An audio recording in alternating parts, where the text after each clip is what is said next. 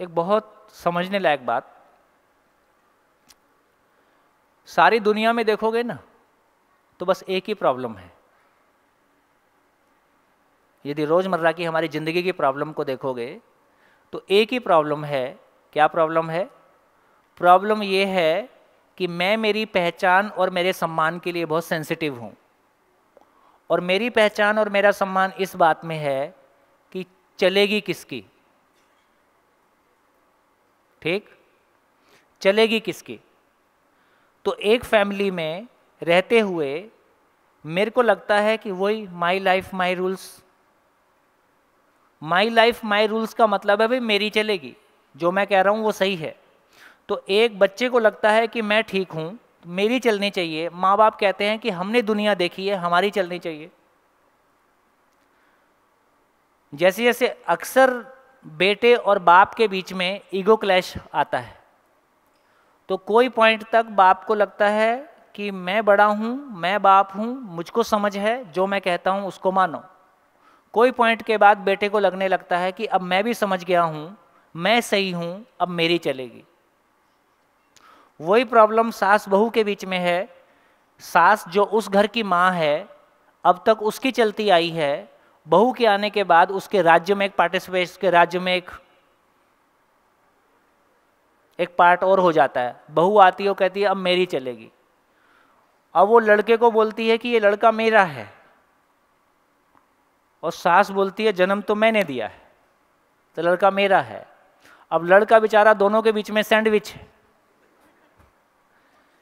लड़के की हालत ये है कि वो ना माँ को कुछ कह सकता है, ना पत्नी को कुछ कह सकता है, और पत्नी और माँ दोनों अपने इनसिक्योरिटी में है। यदि माँ की चल गई तो लड़की को लगता है कि मेरा कुछ नहीं बचा, और यदि लड़की की चल गई माँ को लगता है तो मेरे पास कुछ नहीं बचा। ये बहुत सीरियस प्रॉब्लम है, और लगभग लगभग कम ज़्यादा हर परिवार में मानसिक रूप से या फिजिकली खूब चलती है। तो प्रॉब्लम क्या है? प्रॉब्लम क्या है? चलेगी किसकी। अब इस प्रॉब्लम में हमको इस सूत्र से क्या मदद मिलती है? अब यदि आपको यह समझ में आता है कि मानव जो कुछ भी करता है सुख की तलाश में करता है, तो एक माँ अपने बेटे के साथ, है ना, वो जैसा जीती आई है, जैसा उसके साथ चलती आई है, वो वैसे ही चलना चाहती है। वो मुझको दुखी करना, बहू के रूप में मुझको दुखी करना नहीं चाहती है, लेकिन उसका ये स्टाइल है, उसका ये बात करने का तरीका है, या उसका ये जीने का तरीका है, वो मुझको दुखी करना नहीं चाहती है। लेकिन यदि मेरे भीतर इनसिक्योरिटी है, मेरे भीतर कॉम्प्लेक्स है, तो मेरे को माँ का वो स्टाइल, वो बिहेवियर अपने ऊपर कैसा लगता है?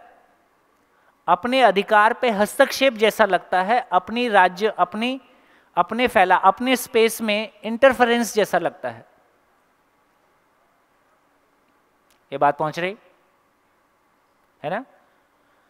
अब यदि आपको लगता है कि ये जो कुछ भी कर रही है ये मेरे को दुख देना चाहती है, या ये मेरे ऊपर, ये मेरे को कंट्रोल करना चाहती है, तो सामने वाला मेरे को कंट्रोल करना चाहता है इसलिए कुछ कर रहा है, या सामने वाले का ये तरीका है, उसका ये स्टाइल है, वो अपने सुखी होने के लिए कुछ करता है? दोनों में फर्क है कि नहीं है? हाँ जी।